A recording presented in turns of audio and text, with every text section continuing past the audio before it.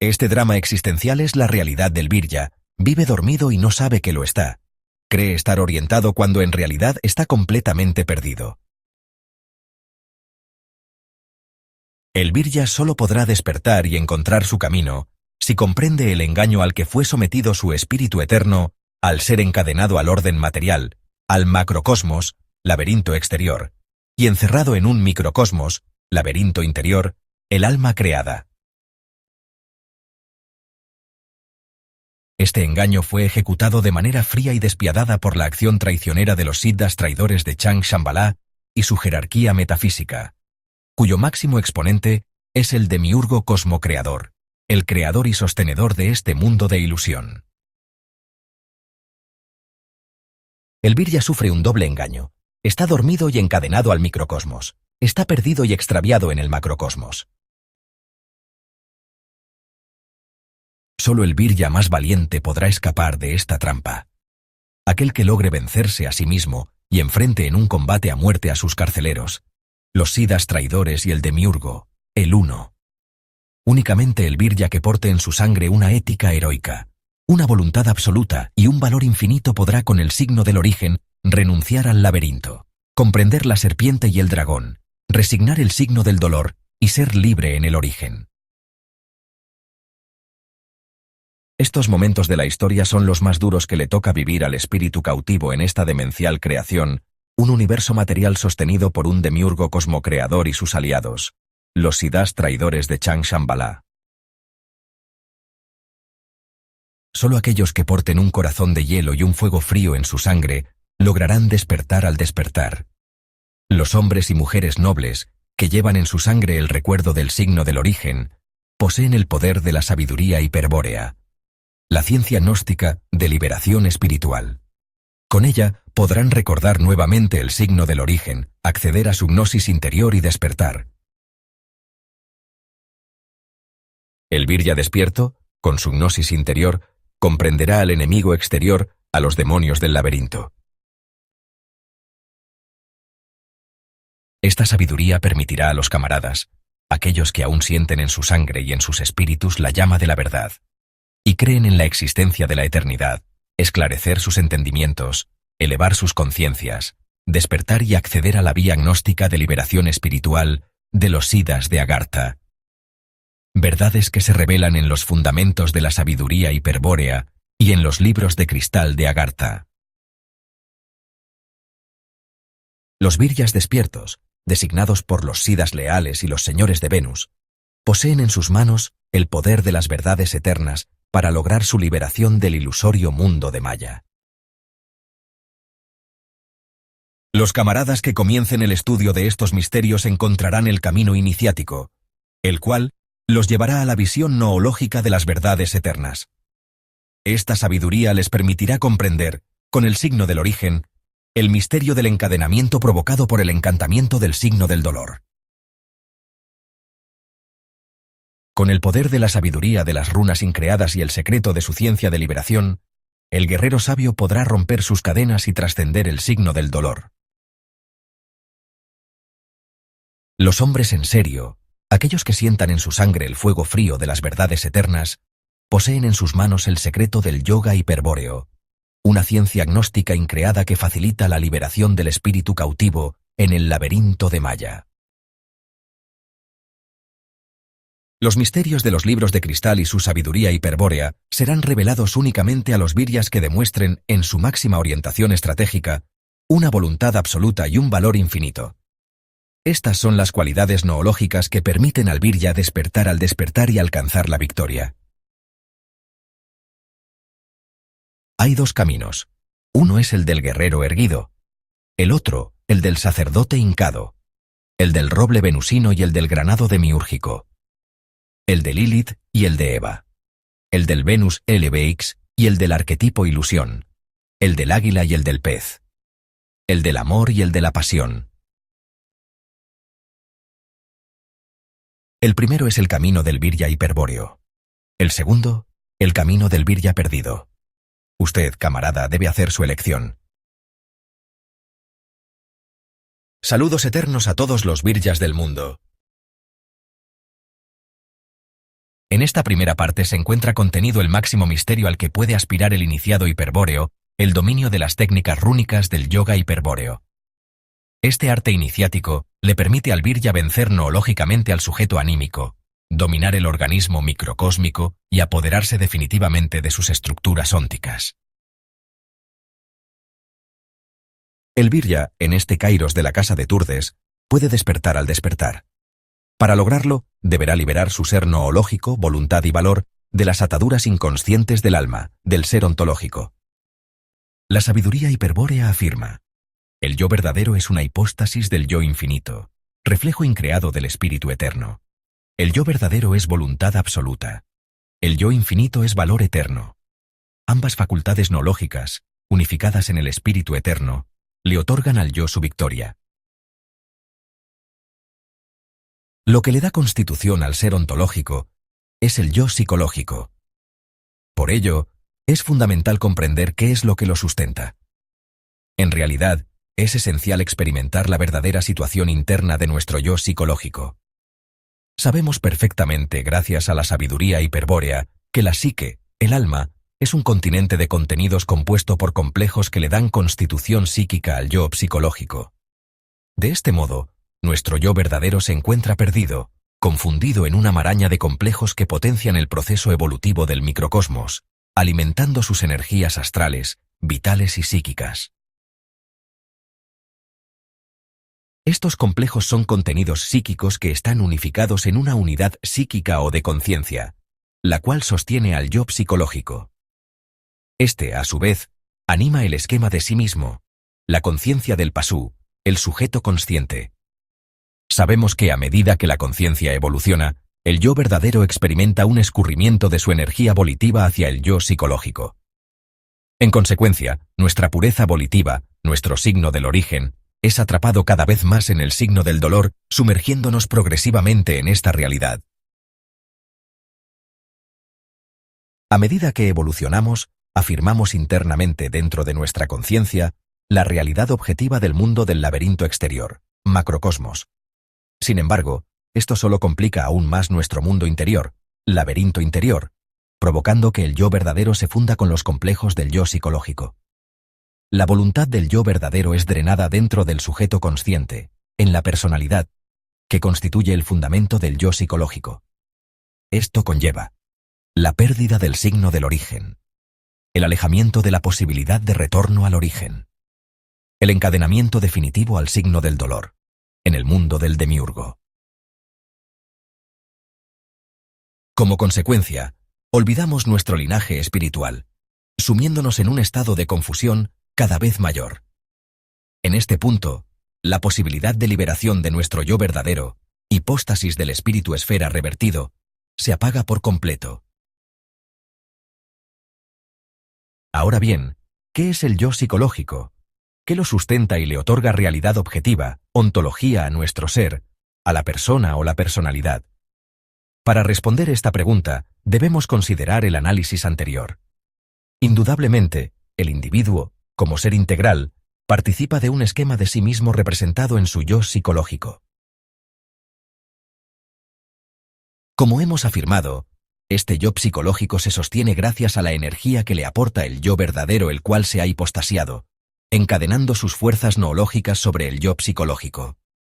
Desde la perspectiva actual del virya perdido, es imposible distinguir al yo verdadero del yo psicológico, ya que este último ha escurrido su esencia dentro de la conciencia o sujeto consciente, en el sí mismo. Aquí se encuentra el punto neurálgico que es fundamental comprender para poder responder a la pregunta anterior.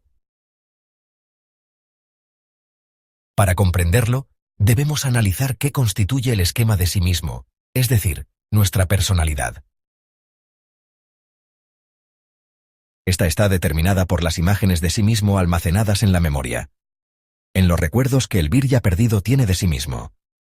Dichos recuerdos pueden dividirse en 3 niveles. Memoria arquetípica, basada en el contenido filogenético de sí mismo. Memoria cultural, basada en los contenidos culturales que forman el sujeto cultural de sí mismo. Memoria consciente, basada en los contenidos que estructuran la historia de sí mismo. Todas estas imágenes están depositadas en la esfera de sombra, en lo inconsciente particular, y conforman el esquema de sí mismo, que puede resumirse de la siguiente manera. Nuestra historia racial, la sangre de donde provenimos, nuestros ancestros y nuestra familia.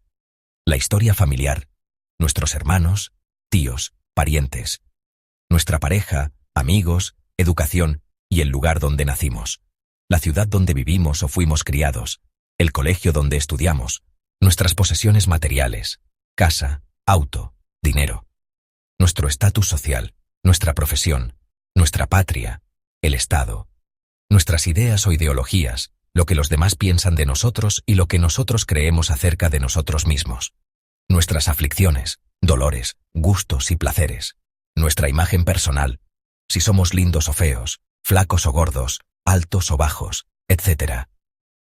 Todo esto y mucho más son ideas y símbolos que integran nuestra persona, nuestro esquema de sí mismo. Todas estas cosas nos proporcionan una falsa sensación de unidad psicológica. Son ellas las que afirman el yo psicológico, nos dan la sensación de unidad de ser, y crean una imagen de nosotros mismos. Sin embargo, este sí mismo, aunque representa nuestro esquema óptico actual, no es la verdad desnuda de nuestro verdadero yo espiritual. No es más que el desarrollo del sujeto anímico. Estas cosas componen los múltiples esquemas del laberinto interior, el plan que existe para desintegrar nuestro yo verdadero dentro del ser psicológico, en la personalidad, en las falsas imágenes que constituyen el yo psicológico, la persona, el individuo. Finalmente, tras haber evolucionado y afirmado todas estas ideas sobre sí mismo, comprobamos que uno mismo no es más que el proyecto del demiurgo, el plan que el Creador ha establecido para nuestra alma creada. Un plan cuyo fin último es la evolución del alma hacia la entelequia Manu. Sin embargo, en este estado de confusión estratégica, llegar al yo verdadero y a la verdad absoluta de sí mismo, al Selbst, se vuelve casi imposible cuando la voluntad está identificada con los procesos entelequiales del ser anímico. El Virya dormido y perdido se aleja cada vez más de su individuación, es decir, de la posibilidad de desintegrar las máscaras que conforman su sí mismo y su personalidad. Resolver el laberinto interior, evitando quedar atrapado en su propia estructura psicológica. Resignar los senderos complejos, es decir, los símbolos que constituyen la falsa imagen de sí mismo. Romper con el esquema de conciencia, el sujeto cultural y el sujeto consciente que lo encadenan. Este conjunto de cosas sobre las que descansa nuestra percepción ilusoria de la identidad es puramente temporal. Nada de ello permanecerá más allá de nuestra vida personal o de nuestro linaje familiar. Así pues, aquello que nos sostiene y afirma nominalmente como ser, es fatalmente temporal. Nimrod afirma: nosotros vamos en pos de lo inmutable, de lo eterno e imperecedero. ¿Sobre qué entonces habrá que sostenerse? Respuesta: sobre la expresión de aquello que es eterno, sobre la expresión del espíritu.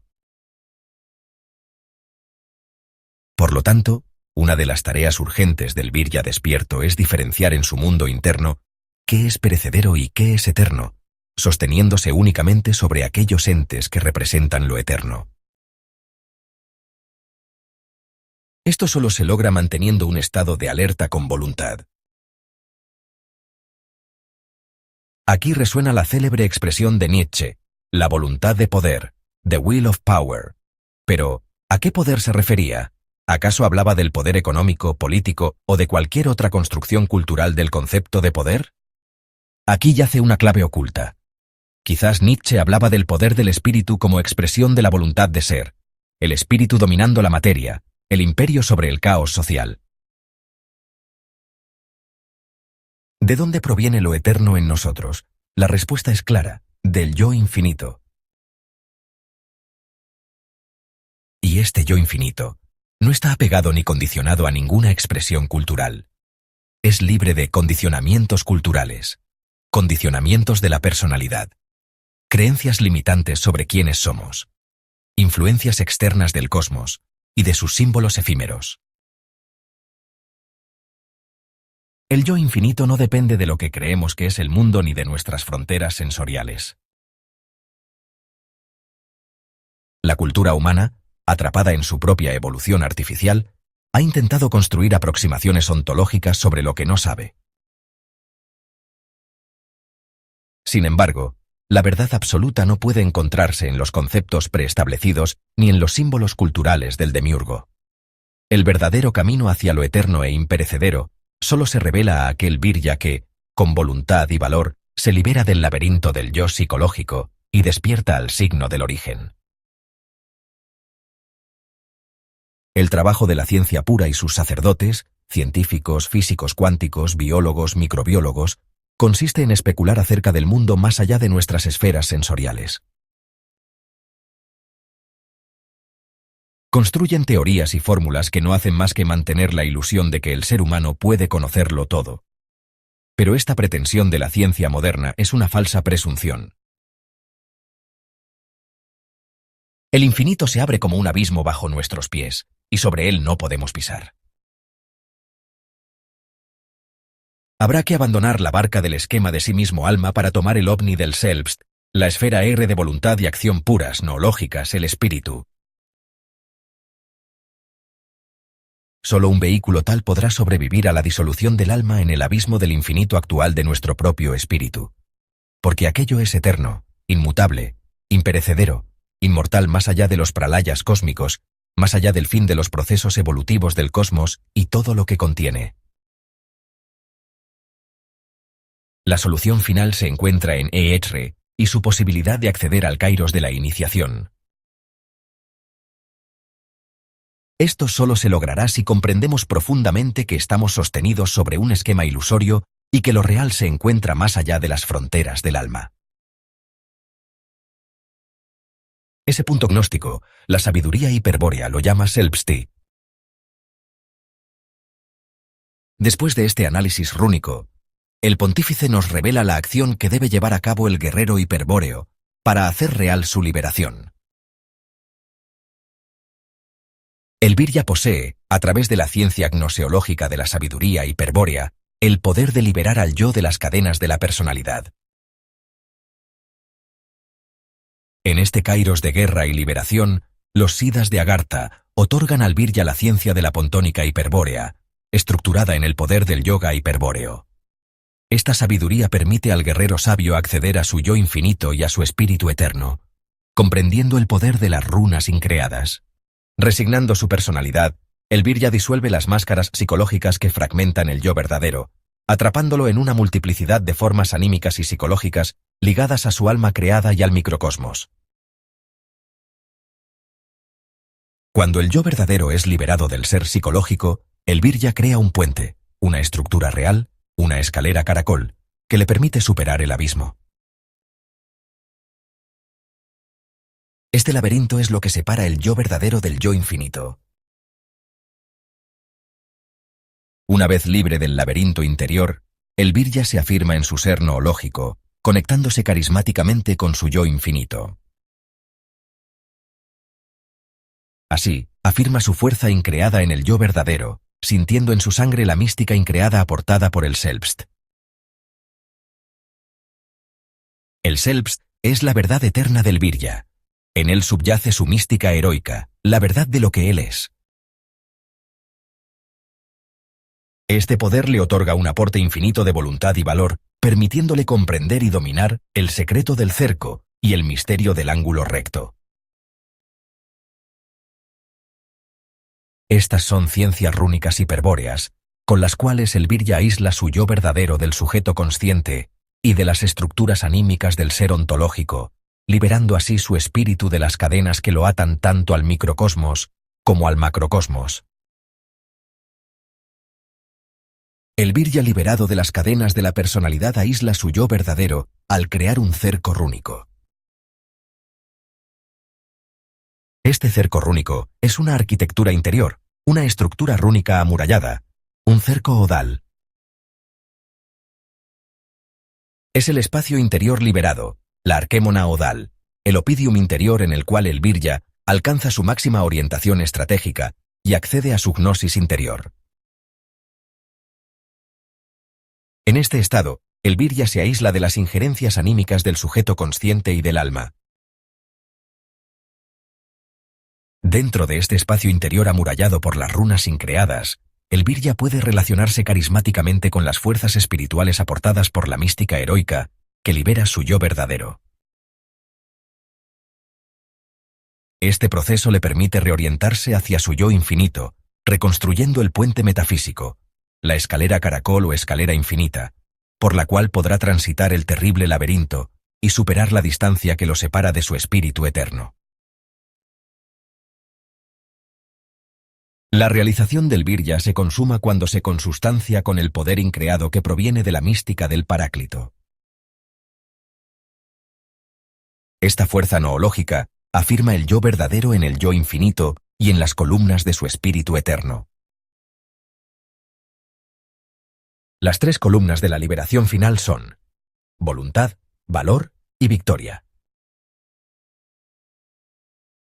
Solo a través de este acto heroico, el virya alcanza su definitiva emancipación espiritual, trascendiendo la ilusión del microcosmos y liberándose del plan del demiurgo. La liberación del virya es una acción de reintegración noológica, un proceso de reversión gnóstica interior donde el virya despierta al despertar. Este despertar no es simplemente una toma de conciencia, sino una transmutación total. Su sangre se convierte en bril, su voluntad se transmuta en puro valor.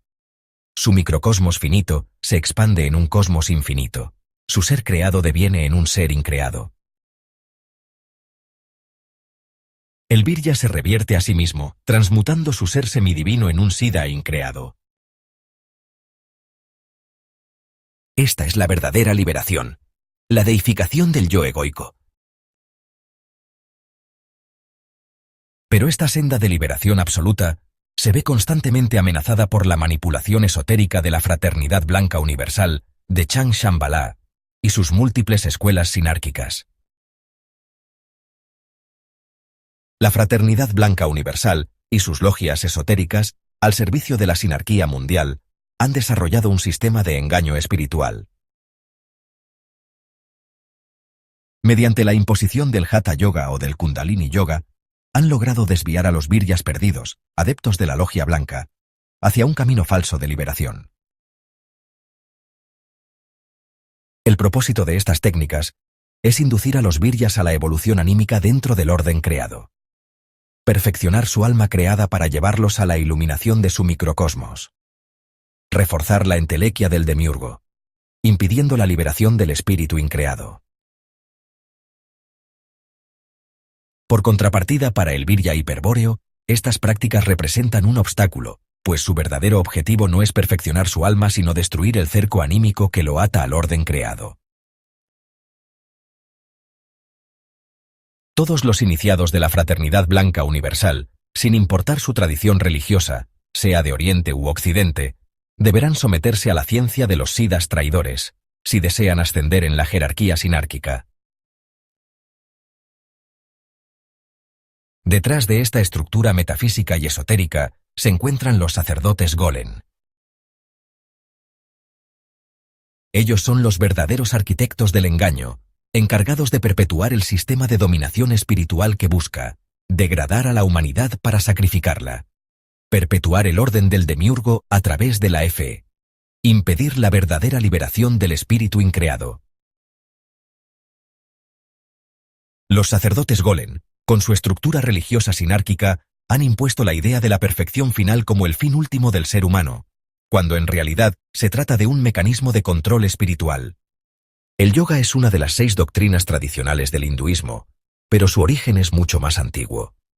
Si bien se le asocia con el hinduismo, este sistema de conciencialización del microcosmos ya existía en la Atlántida. En aquella época había 2 formas de yoga, yoga marcial hiperbóreo. Practicado por los atlantes blancos, la casta guerrera era una ciencia rúnica marcial orientada a la liberación del espíritu. Yoga sinárquico. Practicado por los atlantes morenos, la casta sacerdotal fue la base de los sistemas religiosos posteriores. Los siddhas traidores transmitieron esta ciencia sinárquica a los sacerdotes golem del pacto cultural quienes la usaron como la base de todas las religiones orientales, politeístas y monoteístas. De esta manera, el yoga se convirtió en la madre de las religiones, estableciendo un sistema que se adapta a cada era, o yuga, edad de oro, Satya Yuga, yoga adaptado a la raza primordial, edad de plata, Treta Yuga, yoga adaptado a la raza espiritual, edad de bronce, Dwapara Yuga, yoga adaptado a la raza de los hombres, edad de hierro, Kali Yuga, yoga degenerado, herramienta de control del demiurgo. Cada tipo de yoga, al ser asimilado por una raza raíz, generó arquetipos espirituales que afianzaron el dominio del demiurgo sobre las estructuras anímicas de la humanidad. El microcosmos del pasú, o del virya perdido, quedó atrapado en estos sistemas de engaño sinárquico, creyendo que el yoga lo llevaría a la liberación espiritual. Pero el objetivo real de esta doctrina es la integración del alma individual con Dios, perpetuando el orden del Creador. Para el virya hiperbóreo, la comprensión de esta mentira esotérica es estratégica. No se trata solo de rechazar el yoga, sino de comprender su propósito real dentro del sistema de dominación sinárquico.